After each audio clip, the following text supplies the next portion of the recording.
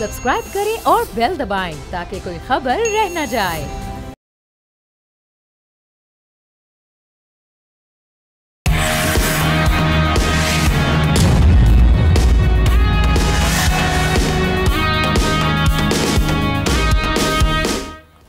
अस्सलामुअलैकुम, आप देख रहे हैं न्यूज़ पंच। मैं हूं आमना खटाना। नाजरीन, आगाज़ में बात करेंगे हमसाया मुल्क भारत की। अमेरिका से नई कोल्ड वॉर के बाद अब भारत ने फिलीपीन से पतंगे बढ़ाना शुरू कर दी हैं। दोनों ममालिक ने चाइना के खिलाफ दिफाई स्ट्रेटेजिक मुआहदे पर दस्तखत किए हैं, जिसने जनूबी एशिया का अमन खतरे में डाल दिया। मोदी का गोदी मीडिया भी जंगी जुनून को हवा दे रहा है। इंडियन मीडिया ने कल LOC पर पाकिस्तानी फजाइया के हमले की झूठी खबर चलाई, जिसके बाद में खुद भारतीय वजारत दिफा को तरदीद करना पड़ गई। अब मोदी हुकूमत ड्रोन्स को फौजी हिकमत अमली का हिस्सा बनाने में मसरूफ हो गई है। इंडियन एक्सप्रेस के मुताबिक बटालियन सतह पर ड्रोन्स की मुस्तकिल तैनाती का फैसला कर लिया गया है। इस जंगी जुनून पर पाक फौज ने वाजे कर दिया कि अगर भारत ने इस बार कोई इश्तियाल अंगेजी की तो जवाब इसकी गहराई में दिया जाएगा। DG ISPR lieutenant general Ahmed Sharif ने दी इकोनॉमिस्ट को इंटरव्यू में कहा कि भारत को समझ लेना चाहिए कि वो हर जगह मारा जा सकता है। साथ ही उन्होंने फील्ड मार्शल के सदर बनने की खबरों को भी मुकम्मल तौर पर बेबुनियाद और झूठा प्रोपेगेंडा करार दिया। अब सवाल यह कि क्या पाक फौज की इस वार्निंग के बाद मोदी के जंगी जुनून का कुछ बुखार उतरेगा? क्या मामला किस तरह से आगे? इसी पर बात करते हैं। सीनियर एनालिस्ट एहतशामुल हक साहब हमारे साथ हैं। Defence senior analyst brigadier retired Waqar Hassan साहब भी हमें ज्वाइन कर चुके हैं। दोनों को वेलकम करते हैं प्रोग्राम में। वकार साहब, मैं यही जानना चाहूँगी कि अभी जो हम देख रहे हैं कि रिसेंटली फिर एक बार इंडिया से इस तरह की खबरों का आना, एक तो ये दिफाई मुआहदे होना, उसके बाद हम देख रहे हैं कि इस तरह की खबरों को हवा देना कि जी पाक फ़ज़ाइया एक बार फिर हमला आवर होने जा रही है। एक बार फिर हम देख रहे हैं कि कुछ जंगी माहौल बनाने की कोशिश की जा रही है। आप समझते हैं कि इंडिया अमेरिका से भी हम देख रहे हैं कि जिस तरह से उनको एक कोल्ड शोल्डर मिला है और उसके बाद जो टफ टाइम मिल रहा है, दोबारा कुछ अफोर्ड कर सकता है इस तरह का कोई मिस एडवेंचर? जी, बिस्मिल्लाह। एक्चुअली आई थिंक 10 मई के बाद जो आई वुड से हजीमत उठाना पड़ी है, being a very big power, region की बड़ी पावर खुद एक्नॉलेज किया भारत ने because of the military might and all. और एक और भी था, फ्रैंकली स्पीकिंग साउथ एशिया में तो था जी कि बहुत बड़ी मिलिट्री पावर है, बट द वे पाकिस्तान ने फिर इसको आई थिंक डिफीट किया है, because I would say it's a war. तो उसमें एक तो इतना अंडरमाइन हुआ। फिर देखिए इंटरनेशनल कम्युनिटी है, चाहे उसमें उनके मैगजीन्स हैं, चैनल्स हैं। प्रेसिडेंट ट्रंप अगर देखें तो 36 दफा कह चुके हैं, तो ऐसे नहीं कह रहे। I am sure he has proofs जो है उसके। बाकी आपने देखा भारत में एक डिनाइल का सिलसिला जारी है। दूसरा, अभी इंटरनल प्रेशर इतना बन चुका है मोदी पे कि वो रोजाना आप देखेंगे कि इनका गोदी मीडिया का भी नया नाम जो लश्कर नोएडा रखा हुआ अपोजिशन है। जो नोएडा में वहाँ पे बेसिकली दिल्ली के पास एक इलाका है जहाँ पे हाई फाई इनके चैनल वगैरह हैं, मेनली स्पेशली गोदी मीडिया के। नाउ दे कॉल इट लश्कर नोएडा, कि मतलब बेसिकली दे अटैक और एक terrorist I would say entity बन चुका है। तो वहाँ से बड़ी अब्सर्ड किस्म की आई थिंक आप देखेंगे न्यूज आएंगी, नैरेटिव आएगा, अवाम को हॉप पे रखो। डिस्पाइट के I think Aahista Aahista India में भी अवाम कन्विंस हो गई है कि ये सारी गिदर भपकियां हैं। बाकी कैपेबिलिटी वाइज थोड़ा सा मैं हाईलाइट कर दूं कि जो 10 मई तक हुआ, 7 से 10 मई आप कह लें 6 से, तो पाकिस्तान की जो कैपेबिलिटी है, मिलिट्री कैपेबिलिटी का टोटल 2% था। जो आप कह लें मे बी 5 to 10% डिस्प्ले हुआ और 2% इस्तेमाल हुआ है, मिसाइल पावर और एयर पावर का। तो जस्ट इमेजिन कि अगर ये सर्च करती है और 50% पे चली जाती है। हमने खुद देखी है लिस्ट जो है, और उनके deputy chief of army staff ने एक्नॉलेज किया कि thanks god we were spared, कि हमारे सिविल इलाकों पे हमला नहीं हुआ मिलिट्री टारगेट्स के। तो 1000 तो मिलिट्री टारगेट्स हैं। आई हैव अ लिस्ट, और इसमें इनकी न्यूक्लियर साइट्स हैं, इनके बेसिस हैं। भारत कहने को बड़ा कि काफी डेप्थ है, लेकिन इतनी ज्यादा फिर कंसंट्रेशन है। फिर इनके कमर्शियल हब्स आए, जिनका आई थिंक जिक्र भी हुआ है ISPR की उसमें आई थिंक जो ब्रीफ सी निकली है कि ईस्टर्न सी बोर्ड से लेके कलकत्ता से और आप इधर तक आ जाए इंडियन लेट्स से राजस्थान या गुजरात तक, लाइक अंबानी अडानी के बहुत ज्यादा इंटरेस्ट है। कांडला पोर्ट है, फिर देयर आर नंबर ऑफ, मतलब भारत में इतने टारगेट्स हैं कि आप जहां मर्जी मिसाइल मारे कहने के लगेगा। तो I think they have to be want कि एक तो हमारी ट्रायड कैपेबिलिटी है, और मैं न्यूक्लियर की बात नहीं कर रहा, जस्ट कन्वेंशनल कैपेबिलिटी, चाहे वो ईस्टर्न सी बोर्ड है जहां से हम सबमरीन से भी हिट कर सकते हैं। देन वी हैव हमारा नेवी के एयर आर्म है, उसके बाद अपनी एयरफोर्स का आपने कैपेबिलिटी देख ली है। पाकिस्तान की अपनी मिसाइल फोर्सेज अभी तो देखें, आई वुड से कि शॉर्ट रेंज सिस्टम था, आर्टिलरी सिस्टम, फतह सिस्टम है, मतलब अगर 300 किलोमीटर तक किया है, तो अभी there are missile can strike up to 2700 kilometre, 250, तो मतलब पूरा भारत कवर हो जाएगा। और they are very capable missile, मतलब उसमें शायद 1 मीटर तक उसकी एक्यूरेसी है। तो I think it has to be made very very clear कि अगर आप एडवेंचर करते हैं, ये ना समझे कि पाकिस्तान की डेप्थ कम है तो आप इस तरफ फायर कर सकते हैं, फिर ऐसा रिस्पॉन्स आएगा कि फिर ये मशरिक से मगरब की तरफ आएगा। भारत इसको इंटरप्रेट कर रहा है कि पता नहीं शायद बांग्लादेश को ऐसा बेस यूज किया जाएगा। They can think over it, but I am sure Pakistan is good enough, और इंशाल्लाह न्यूक्लियर की बारी भी नहीं आएगी। तो इट वाज वेरी इंपॉर्टेंट कि इसको कम्युनिकेट किया जाए, ताकि जो उनको शक व शुबा है इनके जहन में, अगर वो समझते हैं कि ये आम करके कर सकते हैं तो वो भी निकल जाए। बाकी मेरे ख्याल में मोदी पे इतना ज्यादा प्रेशर है, एक और फैक्टर है कि आरएसएस ने खुद एक ले डाउन किया हुआ पैरामीटर कि 75 साल के बाद आप पब्लिक ऑफिस नहीं होल्ड कर सकते। That's how Adani was, sorry, जो लाल कृष्ण अडवाणी को निकाला गया था मोदी साहब, तो खुद इनकी अगले महीने सालगिरह है। आप सोच लें कितना प्रेशर, 75 साल के हो जाएंगे मोदी साहब, तो उनके घर जाने का टाइम है, दोवल की उम्र होगी 80 साल। तो सारे कह रहे हैं कि जो है ना बहुत ज्यादा उम्र वाले लोग हैं, दे कांट मैनेज इट। और ये जो फिलीपींस के साथ इनका जो नया इत्तेहाद है चाइना को देखने के लिए, काउंटर करने के लिए, उसको किस तरह से आप देख रहे हैं? मैं तो वही कहूँगा क्या पिद्दी का शोरबा। देखें, भारत को मिली तो इरेक्ट किया गया था बाय दी वेस्ट क्वाड में as a counter weight to China, सच्ची बात। और वहाँ था कि आप मिलिट्री माइट दिखाएं, साउथ चाइना सी में आए, वहाँ पे तो फिर आपको पता है कि अभी जयशंकर साहब जाके मिन्नतें की हैं चाइना की ट्रेड खोलें और जो रेयर अर्थ मेटल वगैरह। एंड देन जो खुद इन्होंने उड़ाई खबर के जी वन फ्रंट और 3 एडवर्सरी चाइना और टर्की का जिक्र, वही तो उनकी मिलिट्री ने खुद कहा है। तो ये टोटल औकात है। बाकी जितना ट्रम्प ने प्रेशर डाल दिया है, आई डोंट नो, ये अभी I think west doesn't even believe them कि ये कुछ कर सकते हैं। क्वाड के बारे में कहा जाता है कि वीकेस्ट लिंक जो है वो इंडिया है और उनकी मिलिट्री है। बिल्कुल ठीक। एहतशाम साहब, एक इन सारी ये गुफ्तगू आपने भी सुनी, मैं जो लेफ्टिनेंट जनरल अहमद शरीफ साहब है उन्होंने जो इंटरव्यू दिया उस पर आपका कमेंट, उसके साथ साथ ये मैं इस पर बात करना चाहूँगी कि ये जो फील्ड मार्शल आसिम मुनीर साहब हैं, इनके हवाले से बार बार जो प्रोपेगेंडा इंडिया की जानिब से किया जाता है, जब आई रिमेंबर कि जब पहलगाम अटैक ये वाला सारा मामला हुआ था, उससे पहले भी इन्होंने उस स्टेटमेंट पे जो उनका कश्मीर के हवाले से था, बड़ा इंडियन मीडिया ने इसको उछाला था, बड़ा अटैक किया जा रहा था वहाँ से। अब दोबारा इस जानिब आना, ये रीज़न क्या समझते हैं आप? हमने एक छोटा सा कमेंट फिलीपीन के बारे में कर दूं, ये नई डेवलपमेंट है। देखिए, क्वाड का मेंबर नहीं है फिलीपीन, लेकिन साउथ चाइना सी में जो सबसे ज्यादा क्लेम बनता है वो फिलीपीन का ही है, और उनका इस हवाले से समंदरी जो झगड़ा है उसमें बहुत ज्यादा फिलीपीन जो है ना वो आगे है। इसलिए हिंदुस्तान ने कहा कि फिलीपीन की बहुत ज्यादा दुश्मनी है, लिहाजा फिलीपीन के साथ दोस्ती की जाए, क्योंकि बाकी आपने देखा south east Asia, west America, सबसे आप देख लें हिंदुस्तान की जिस तरह दूरी हुई है वो सबको तो फिलीपींस की क्या इतनी स्ट्रॉन्ग पोजीशन है कि वो चाइना जैसे स्ट्रॉन्ग हरीफ का सामना कर सकें? बिल्कुल नहीं है, लेकिन जी बिल्कुल नहीं कर सकते। फिलीपीन का तो उनकी तरफ जाना ही यही है कि एक छोटा मुल्क जो है, फर्ज करें कोई स्टेटमेंट दे देता है हिंदुस्तान के हक में या चीन के खिलाफ बयान दे देता है, तो उसका खूब फायदा उठाने की कोशिश करेंगे, क्योंकि हिंदुस्तान के अंदर ये आवाजें उठ रही हैं कि इस वक्त जो है ना ये जो 4 दिन का मार करा उसके बाद कोई छोटा बड़ा मुल्क के साथ नहीं खड़ा है।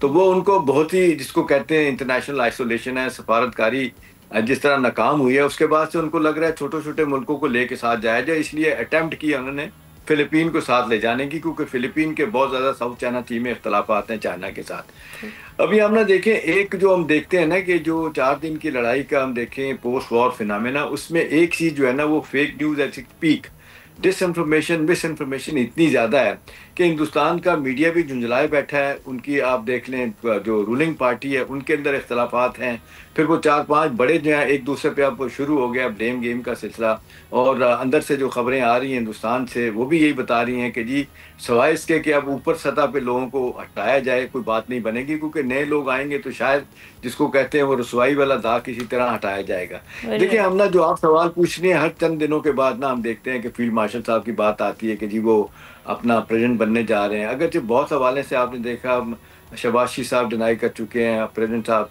खुद कह चुके हैं कि ऐसी कोई बात नहीं, मोहसिन नकवी साहब कह चुके हैं, DGI कह चुके हैं एक दफ़ा, फिर उन्होंने कहा ऐसी बात नहीं।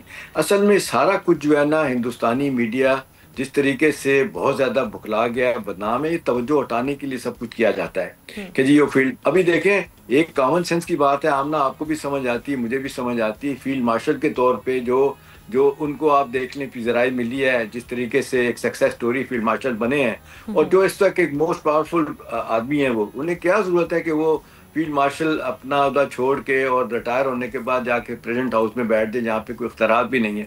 तो ये कभी भी ऐसी बात नहीं है, ना उन्होंने खुद कहा था, ये बातें चलाई गई थी कि जी शायद वो बीमारी की सूरत में आ रहा था, अपना आसिफ जरदारी की साहब की सूरत में कि जी बीमार है तो शायद उसकी रिप्लेसमेंट हो, तो ऐसी बात नहीं। बाकी आप ना देखें ना, ये फिर एक खबर एक जिसको आप खुद बता रही हैं कि डिनाई किया हिंदुस्तान ने कि जी पुंछ सेक्टर में जो ना सीज फायर लाइन जो है ना उसकी वायलेशन नहीं है, कतई तौर पर नहीं है। अब हमारा जिस तरीके से दोनों हम देख रहे हैं कि जो डीजी है एमओज हैं हिंदुस्तान के पाकिस्तान के, मुसलसल राब्ते में है। मुझे इस बात का पता है कि वो दोनों चाहते हैं डी एस्केलेशन हो, क्योंकि उनको अंदाजा हो गया कि सियासी बयानबाजी और चीज होती है। जो इंडियन मीडिया करता है इसके रोल पे तो ऑलरेडी पूरी दुनिया सवाल उठा रही है, क्रेडिबिलिटी ऑलरेडी हिट हो चुकी है। ये जो भी हालिया क्लैश हुआ था उसके बाद फिर इस तरह की अनप्रोफेशनल मामलात आगे रखना, इससे आपने समझते कि अपना ही मजाक उड़ा देते हैं पूरी दुनिया के सामने। अब तो बिल्कुल लोग यकीन भी नहीं करेंगे, शेराया वाला मिसाल हो जाएगी इनके लिए। हमने देखें आपके मैं कहें तो और बात है, उनका खुद मीडिया में जो चंद एक अच्छे लोग हैं वो ये बात कर रहे होते हैं, करण थापर जैसे लोग भी ये बात करते हैं कि हमारे मीडिया की गैर जिम्मेदाराना पॉलिसी की वजह से हिंदुस्तान आज बदनाम है। कोई भी शख्स बात मानने के लिए तैयार नहीं, हिंदुस्तान मीडिया जो कह रहा है। यही बात आप देख लें कांग्रेस पार्टी कर रही है, राहुल जो कांग्रेसी लीडर हैं वो बात कर रहे हैं, फिर इसके अलावा बाकी जो अपोजिशन की पार्टियां ये बातें कर रही हैं। अब तो ये अंदर से रिएक्शन आया और खुद आपने देखा पहली मरतबा गोदी मीडिया जो ना उसको डिनाई किया उनकी वजारत दिफा ने और फॉरेन ऑफिस ने कि जी कोई पाकिस्तान ने वायलेशन नहीं की और ये जी तैयारी की जा रही है मार के की ये है वो है। ये सारी बातें गलत साबित होगी। देख लें हम ना सूरत हाल इस वक्त इतनी तेज़ी की तरफ जा रही है, हिंदुस्तानी मीडिया अपने आप को छुपा रहा है, वो जा रहा है रिफ्यूज लेने की कोशिश कर रहा है हुकूमत में। हुकूमत को नज़र आ रहा है कि जिन पे पैसा खर्च किया गया था, अडानी को देख लें, अंबानी को देख लें, जिनका कोई तल्लुक वास्ता मीडिया ने सही है, वो कॉर्पोरेट सेक्टर सारा जो उन्होंने जो है मीडिया को खरीद लिया है। वो जिस तरीके से आपने देखे बड़े बड़े कॉन्ट्रैक्ट मोदी साहब जो इन लोगों को दिलवाते हैं, चाहे राफेल का ठेका है और मामलात हैं, उनसे फ़ायदा उठाते हैं कि मीडिया उनके हक में बातें करें। लेकिन ये ज़रूरत से ज़्यादा जो कहते हैं ना मसाला पड़ गया, इतना झूठ बोला गया है कि अब लोगों ने इनकार कर दिया है इनकी बात को मानने के लिए। तो ये मेरा ख्याल है काउंटर प्रोडक्टिव है सारी की सारी इनकी मूव। तो हिंदुस्तान को सोचना चाहिए कि भी वो हथकंडे जो जिनका नुकसान हुआ, उनकी सालमियत पे बात हुई, जिस तरह सफारतकारी के मैदान में, सियासी मैदान में और लड़ाई करके भी आपने देख ली, तो अब उनको चाहिए कि कोई और तरीका इख्तियार करें, कोई नई पॉलिसी नया झूठ लेके सामने आए तो शायद कोई लोग उनको सुने के एज यू स्पीक उनकी बातों पे ना इंटरनेशनल मीडिया देख रहा है ना दुनिया उनकी बात को सुन रही है, सिवाय इसके कि वो कह रहे हैं कि इतना झूठ बोला गया। उन्होंने आपने देखा बार बार बात बेटर सेंस शुड प्रिवेल। बिल्कुल आप सही कह रहे हैं वकार। वो कहते हैं वो ये कहते हैं कि जी आपने जनरल आसिम की गिरफ्तार भी करवा दी, आपने इस्लामाबाद पे कब्जा भी करवा दिया, लाहौर की पोर्ट ही नहीं आपने कहा जी उसको तबाह कर दिया गया, कराची पोर्ट को तबाह कर दिया गया। तो उनके अपने लोग जो है ना इनके खिलाफ बातें कर रहे हैं। ठीक, वकार साहब आप कुछ ऐड ऑन करना चाहते हैं वरना फिर हम ब्रेक की जाने पड़ेंगे। बस क्विकली मैं कहूँगा कि जो भारत की हमेशा एफर्ट है कि पाकिस्तान से उनको हाइफन ना किया, डीएफआईनेट कहते हैं, हमारा जिक्र ही ना हो। और इस लोकसभा के इजलास को सिर्फ आप एनालाइज करें, जो मॉनसून सेशन है, कि I think 70% discussion was on Pakistan. साहब ऑपरेशन संदूर में फिर पाकिस्तान आए थे, और अगर किसी पर्सनालिटी को डिस्कस किया, जनरल सैयद आसिम मुनीर थे, आई थिंक 100 दफा जिक्र हुआ अपोजिट। तो इसका मतलब उनके असाब पे सवार है, and which is very good. अगर दुश्मन के असाब पे एक लीडरशिप सवार है तो I think the credit should go to general Syed Asim Munir. Thank you so much. Waqar Hassan साहब हमारे साथ मौजूद थे, सब साथ ही रहेंगे। एक ब्रेक लेते हैं, ब्रेक के बाद वापस आएंगे, फिर मजीद डिस्कस करेंगे।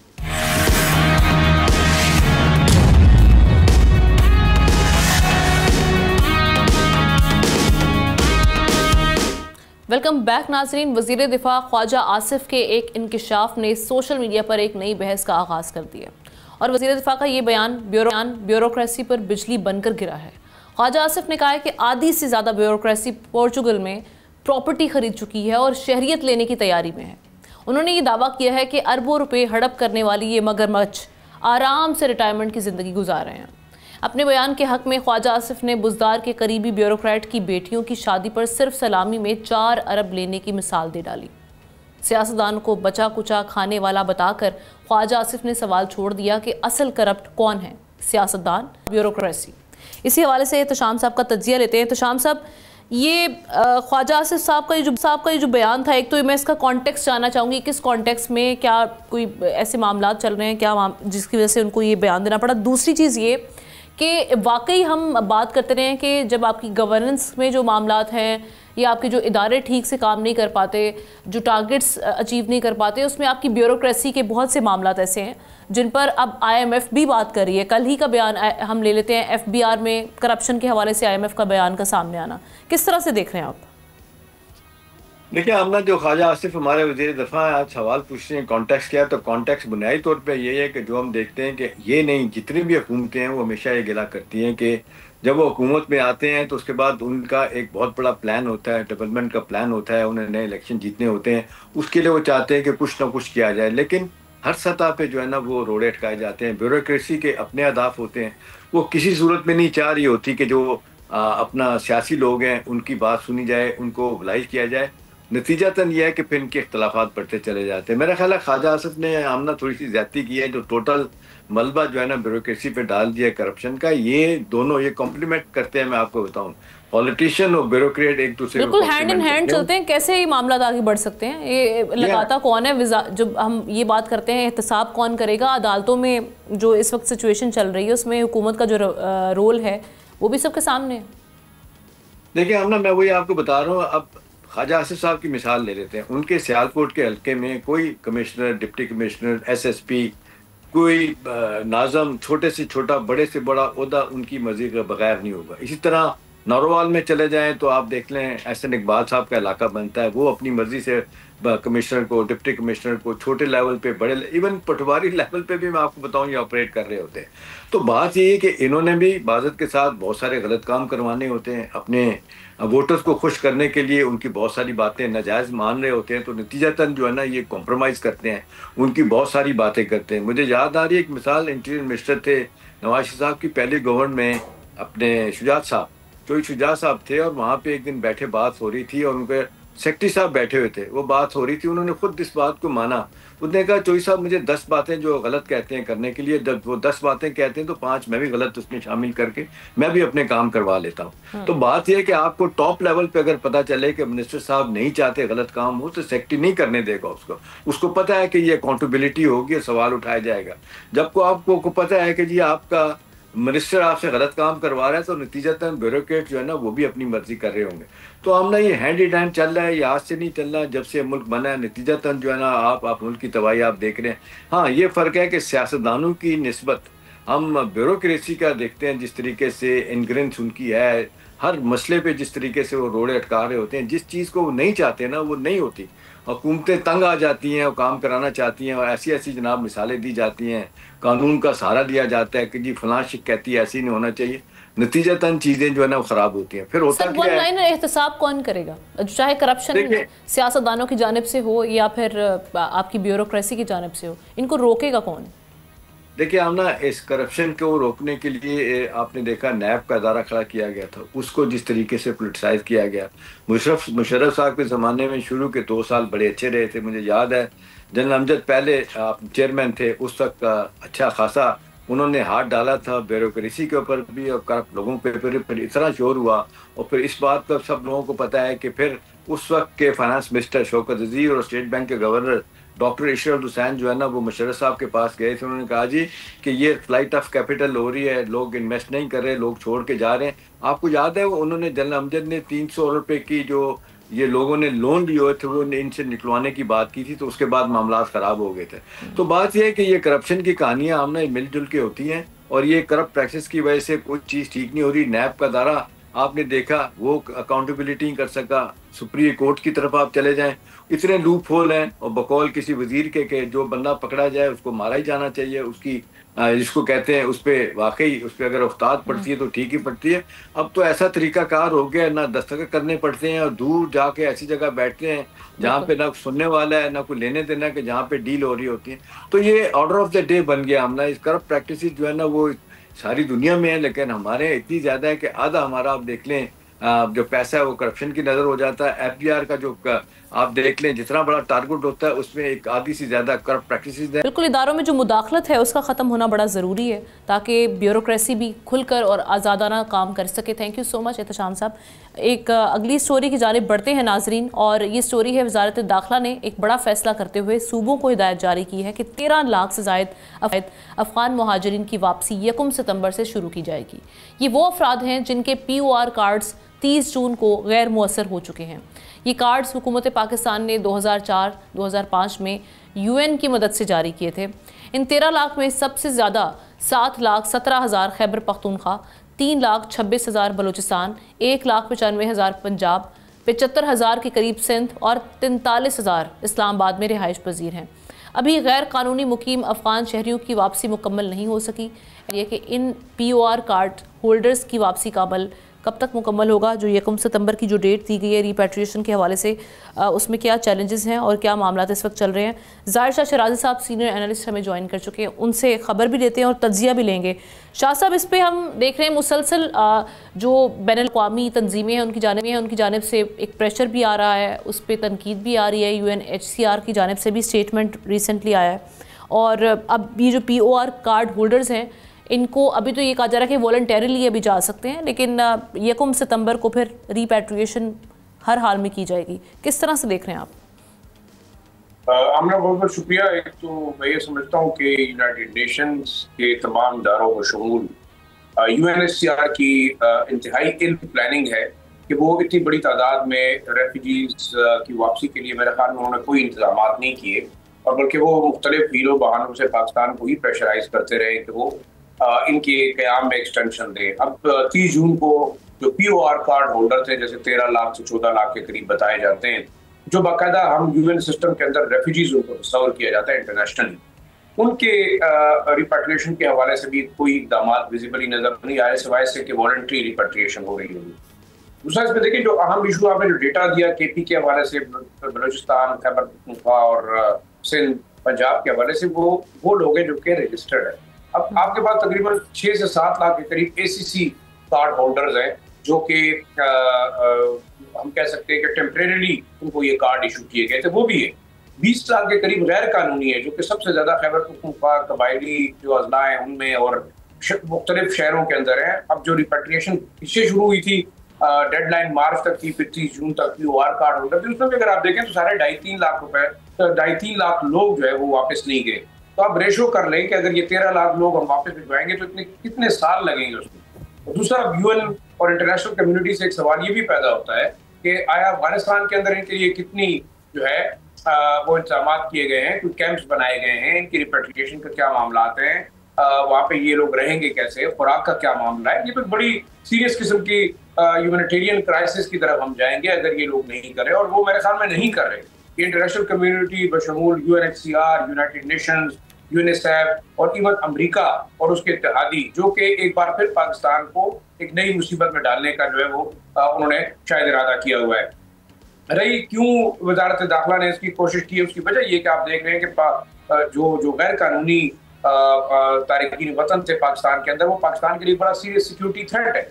जितने भी अब आप देखें लॉ एंड ऑर्डर के मामला हुए हैं, वो आप को लिंक किया जाता है उन गैर मुल्कियों से। इसमें सिर्फ अफगानी नहीं है, इसमें अजरबैजान के लोग हैं, उज़्बेकिस्तान के लोग हैं, ताजिकिस्तान के लोग हैं, यूगर मिलिटेंट्स हैं, और अभी आप बाजोड़ और मुख्तलिफ जो कबायली इलाकों के अंदर जो वीडियोज मंजर यहाँ पे आ रही है, उसमें आप देख रहे हैं कि मुख्तलिफ कौमियतों के गैर कानूनी लोग यहाँ पे असला उठाकर पाकिस्तान के लिए बहुत बड़ा सिक्योरिटी चैलेंज बन रहे हैं। तो मेरे ख्याल में ये वज़ारत दाखिला और पाकिस्तान का एक बड़ा डिसाइसिव और बड़ा की डिसीजन है कि लोगों को वापस भेजा है। अच्छा, एक वन लाइनर ये भी अमीर खान मुत्तकी साहब का जो 3 रोज़ा दौरा था, उस हवाले से भी इत्तलात आ रही हैं कि जी शायद उन पे ट्रैवल बैन UNSC की जानिब से, उसकी वजह से ये ताखीर का शिकार हो रहा है। उसमें भी कुछ ऐसे मामला ज़ेर बहस आने।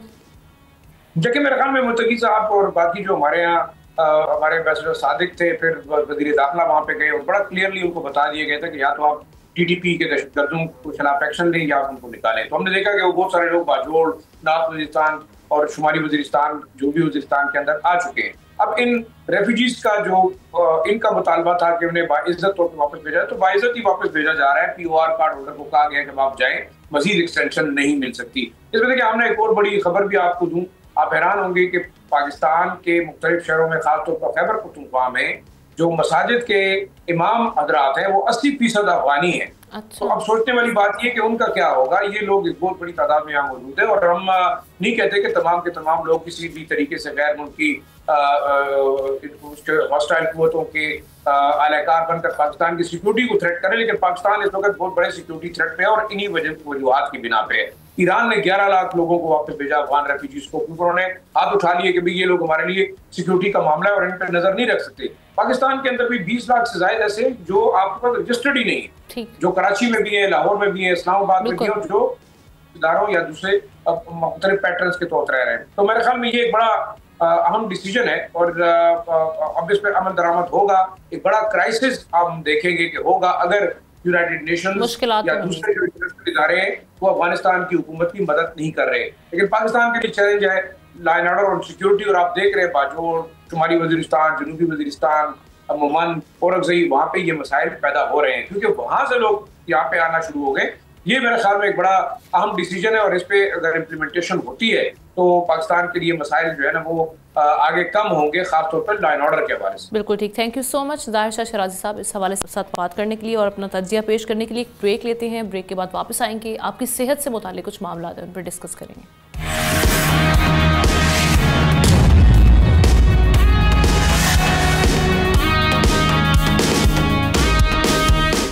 वेलकम बैक नाजरीन। क्या कभी आपके साथ ऐसा हुआ है कि आपका कोई बहुत ही करीबी अजीज़ जैसे वालिद या वालिदा अचानक से आपको पहचानने से इनकार कर दें?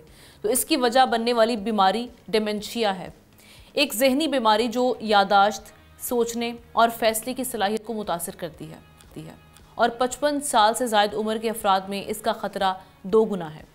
आलमी इदारा सेहत के मुताबिक दुनिया भर में 55 मिलियन से ज़ायद अफराद डिमेंशिया का शिकार हैं। ये 2023 के फिगर्स मैं आपके सामने रख रही हूँ, जिनमें से 60% कम या दरमियानी आमदन वाले ममालिक में रहते हैं। हर साल तकरीबन 10 मिलियन नए केसेस रिपोर्ट होते हैं। पाकिस्तान में ये कहा जा रहा है कि इसकी तादाद अब लाखों में देखी जा रही है और 2050 तक 65 साल से ज़ायद उम्र की आबादी 8 मिलियन से बढ़कर 27 मिलियन तक पहुँचने का इम्कान है, जिससे डिमेंशिया के मरीज़ों की तादाद मज़ीद बढ़ने का खदशा है। ये बीमारी कैसे लाहक होती है और क्या वाकई बुढ़ापा है? उसकी अलामात हम जब कहते हैं कि बुढ़ापा शुरू हो चुका है तो उसके बाद जो डिमेंशिया है वो होना और किस वजह से हो सकती है, इसका इलाज कैसे मुमकिन है, पाकिस्तान में क्या सहूलियात हैं, मुख्तलिफ सवालात के जवाब हम आज डॉक्टर मोइज़ हुसैन साहब हमारे साथ मौजूद हैं उनसे लेंगे। माइंड साइंस एक्सपर्ट हैं। Thank you so much doctor साहब ज्वाइन करने के लिए। ये कहिएगा, डिमेंशिया जिसको हम अक्सर बुढ़ापे से मुंसलिक कर देते हैं और बहुत से लोग ये सोचते हैं कि शायद बुढ़ापा आ गया इसलिए शायद पहचानने में दुश्वारी हो रही है, भूल रहे हैं, इस तरह से हम कंफ्यूज कर देते हैं और डिमेंशिया को पहचान नहीं पाते। इसकी पहचान कैसे की जा सकती है, वजूहात क्या है? बिस्मिल्लाहिर्रहमानिर्रहीम जी, बहुत इंटरेस्टिंग टॉपिक है आपका, क्योंकि आमतौर पर जब कोई शख्स बुढ़ापे की हुदूद में दाखिल होता है और वो चीज़ें भूलने लगता है तो हमसे कहते हैं कि इसका याददाश्त कमज़ोर हो गई, याददाश्त ख़त्म हो गई। देखिए, डिमेंशिया बाय इटसेल्फ कोई बीमारी नहीं है। डिमेंशिया एक कंडीशन है जो कि कॉज होती है मुख्तलिफ और वजूहात की। फॉर एग्जांपल, जो बड़ा कॉमन वजूहात है उसकी वो ये है कि अल्जाइमर एक बीमारी है। आपके जो सेल्स न्यूरॉन्स ब्रेन के वो एक दूसरे से कम्युनिकेट करते हैं, तो अगर किसी वजह से उसमें चार्ज कम हो जाए, इलेक्ट्रिकल चार्ज होता है वो कम हो जाए तो कम्युनिकेशन नहीं हो सकती। इसी तरह बाज़ दफ़ा ब्रेन की एथ्रोपी होती है, ब्रेन सिकुड़ना शुरू हो जाता है। बहुत सारी वजूहात है जिसकी वजह से जो कंडीशन क्रिएट होती है उसको डिमेंशिया कहते हैं। अब डिमेंशिया में नाम भूल जाना, चेहरे भूल जाना, फैसला ना करना पड़ सकता है, रास्ते भूल जाना, और सबसे खतरनाक उस लेवल पे जाती है बीमारी कि बंदा मुंह में निवाला रखता है मगर निगल नहीं सकता, क्योंकि वो भूल गया है कि निवाला निगला कैसे जाता है। ये इसकी सीवियर फॉर्म में भी आता है। ठीक है, अब इसका बज़ाहिर दुनिया में कोई इलाज नहीं है, देयर इज नो ट्रीटमेंट और सच, क्योंकि ब्रेन सेल्स जो है वे रीजेनरेट नहीं होते, नए सेल्स नहीं बनते, एक दफा खत्म हो गए तो खत्म हो गए। एक तहकीक ये कहती है कि ब्रेन के अगर 10,000 सेल्स न्यूरॉन्स रोज मर जाए फिर भी 80 साल की उम्र तक इंसान के ब्रेन में इतने सेल्स होते हैं कि उसे कोई प्रॉब्लम ना हो। तो फिर वजह क्या है कि लोगों को डिमेंशिया क्यों हो रहा है? अच्छा, आप नोटिस करें, आज से 100-150 साल पहले डिमेंशिया इतना कॉमन नहीं था। डिमेंशिया की एक बहुत बड़ी वजह जो बताई जाती है वो ये वजह जाती है कि जितना हम गैजेट्स यूज कर रहे हैं, जितना जिंदगी आसान हो गई है, हमने अपने ब्रेन का इस्तेमाल कम कर दिया है। फॉर एग्जाम्पल, पहले आपको नंबर याद होते थे, टेलीफोन नंबर अपने दोस्तों के आप डायल के ऊपर नंबर मिलाते थे फोन के ऊपर, आज आप नंबर डायल करते, तो जो ब्रेन को इस्तेमाल किया जाता था, this is even in education field में, बच्चों के स्कूल में भी दिमाग का इस्तेमाल ना होने के बराबर हो गया है। तो इवेंचुअली एक वक्त आता है जब ब्रेन के अंदर इतनी फॉगीनेस हो जाती है, बिकॉज वो इंफॉर्मेशन होती ही नहीं कि काम कैसे करना है, किसी चीज को कैसे करना है, तो उस वजह से डिमेंशिया होने का भी खतरा होता है। और एक दूसरी बड़ी रीजन जो से पहले भी इस वक्त बहुत सारे साइड जी बिल्कुल हो रही है, बिल्कुल हो रही है। और इसकी बहुत बड़ी वजह जो है वो स्ट्रेस लेवल। अब कहते हैं स्ट्रेस होता है तो अगर आप, अब बुजुर्गों में होता है लोनलीनेस हो जाती है, बच्चे बड़े हो गए, उनकी अपनी जिंदगी है, बुजुर्ग घर में अकेले बैठे हैं, कोई बातचीत करने वाला नहीं है, तो होता क्या है कि इवेंचुअली जो लोनलीनेस है, तन्हाई जो है, वो स्ट्रेस को और बढ़ाती है, और जब बढ़ाती है तो फिर डिमेंशिया होने के खतरे होते हैं। तो अब इसका तरीकाकार क्या है, ऐसे बचने का तरीकाकार क्या है, या अगर ये हो चुका है तो उसको रोकने का तरीका क्या, रिवर्स तो नहीं हो सकता, रोका जा सकता है। बुजुर्ग के साथ घर में जो बच्चे रहते हैं वो बोर्ड गेम्स खेले, पजल्स खेले, कोई नई लैंग्वेज सीखे, कुछ नहीं तो चले कुरान पाक को हिफ्ज करने की कोशिश करें। बुढ़ापे में कुरान पाक हिफ्ज आमतौर पर नहीं हो सकता, लेकिन कोई भी नई स्किल सीखेंगे, कोई नई लैंग्वेज सीखने की कोशिश करेंगे, बोर्ड गेम्स खेलेंगे, पजल सॉल्व करेंगे, तो आहिस्ता आहिस्ता आपके ब्रेन के न्यूरॉन्स में नए कनेक्शंस बनना शुरू होते हैं। वो जो नए कनेक्शंस बनना शुरू होते हैं वो आपको डिमेंशिया से या तो बचाएंगे या उसको रोक लेंगे। ठीक, अच्छा, अब हम इलाज की सहूलियात ख़ास तौर पे पाकिस्तान में बात कर लेते हैं। एक तो इसका अर्ली डायग्नोस करना कितना ज़रूरी है, क्योंकि बहुत से लोग इसको नहीं कर पाते। पाकिस्तान में जो फॉर्मल सपोर्ट है, क्योंकि जो हम देखते हैं कि ऐसे लोग जो प्रिविलेज्ड हैं, अच्छी फैमिली से ताल्लुक़ रखते हैं, वो तो चलें कोई ना कोई केयर के लिए ऐसे सपोर्ट ले लेते हैं, लेकिन ऐसी फैमिलीज़ जो ये अफोर्ड नहीं कर पाती हैं, उसके लिए आप समझते हैं पाकिस्तान में सफिशिएंट सहूलियात हैं? ये गवर्नमेंट के सवाल से क्या करना चाहिए? नहीं, गवर्नमेंट की भी अगेन देखिए लिमिटेशन है गवर्नमेंट की भी।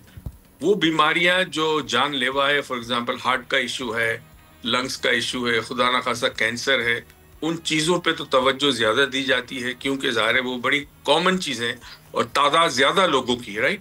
मगर अब डिमेंशिया जो है वो इतनी तादाद नहीं होती कि उस पर फोकस किया जाए। तो अगेन एक तरीका ये है कि इवन अगर औसत दर्जे का बंदा है या मिडिल क्लास का बंदा है या लोअर क्लास का है, अगर उसके घर में किसी फैमिली मेंबर कोई प्रॉब्लम शुरू हो जाए तो सबसे पहले न्यूरोलॉजिस्ट के पास जाएगा। न्यूरोलॉजिस्ट अपने कुछ वहीं पे बैठे बैठे क्लिनिक में कुछ एग्जामिनेशन करता है, उसके बाद हो सकता है उसको सीटी ब्रेन या एमआरआई ब्रेन की तजवीज़ पेश की जाए, जिससे पता चलेगा कि ब्रेन श्रिंक तो नहीं हो रहा, न्यूरॉन्स में चार्ज खत्म तो नहीं हो रहा। और फिर उसके बाद सच्ची बात है अद्वियात इसकी कोई नहीं है, विटामिन दी जाती है ब्रेन के लिए, एक्सरसाइज की आदत डाली जाती है। अच्छा, एक और चीज भी जो आजकल बड़ा पॉपुलर हुआ है दुनिया के अंदर, और वो है लाफ्टर योगा। लाफ्टर योगा एक इंडियन डॉक्टर था, उसने डेवलप किया, थेरेपी है। अगर वो 10 मिनट लाफ्टर योगा की एक्सरसाइजेज यूट्यूब पे देखकर, उसमें फिजिकल नहीं होती, आपको कहका लगाना होता है, हंसना होता है, जितना करेगा उससे भी डिमेंशिया स्लो डाउन हो जाता है प्रोग्रेस उसका, और चांसेस है कि आपको बड़ी उम्र में नहीं होगी। तो इसका मकसद मतलब क्या, वो मतलब ये होगा कि जिंदगी जितनी हो सके शुक्रगुजारी और खुशी के साथ गुजारी जाए, तो ये बीमारियां जो ब्रेन की है वो नहीं होगी। और जो फैमिलीज की आप समझ रहे हैं कि उनकी इंगेजमेंट होना, उनका ये बहुत ज़रूरी है, उससे आप एटलीस्ट डिमेंशिया को रोक सकते हैं किसी हद तक, ये नेक्स्ट स्टेज पे ना जाए। जिस घर में डिमेंशिया का पेशेंट होता है वहाँ जो लोग रहते हैं उनके लिए भी जिंदगी बड़ी मुश्किल हो जाती है, क्योंकि उसे नाम याद नहीं होता, एक चीज बार बार रिपीट करता है, खाना खाने के बाद कहेगा मैंने तो खाना नहीं खाया। तो उनको समझना होगा, उनको बड़ा सपोर्ट करना होगा।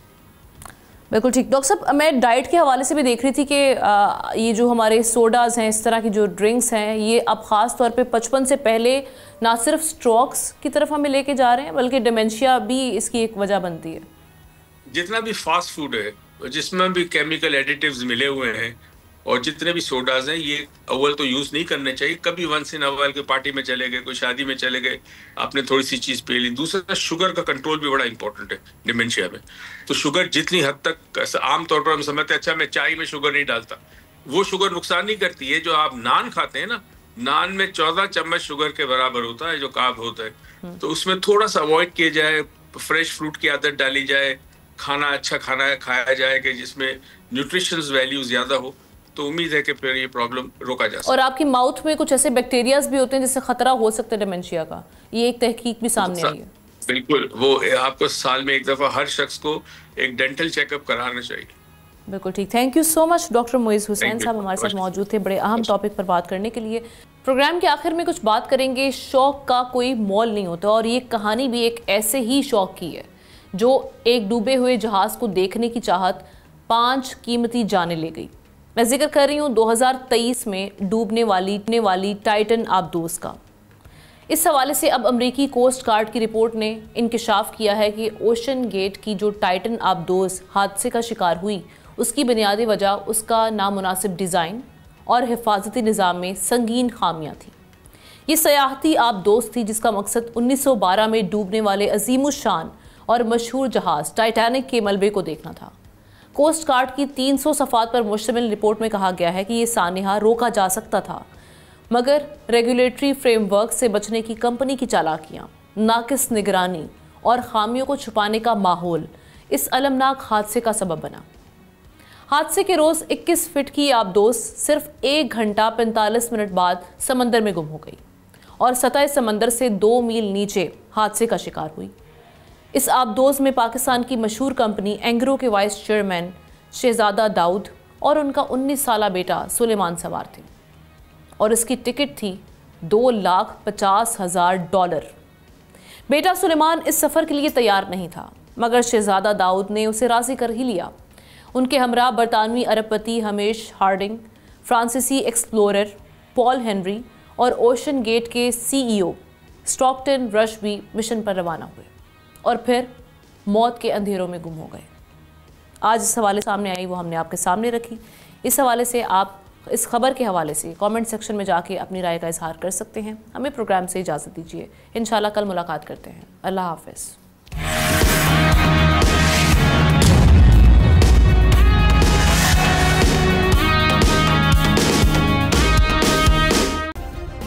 सब्सक्राइब करें और बेल दबाएं ताकि कोई खबर रह न जाए।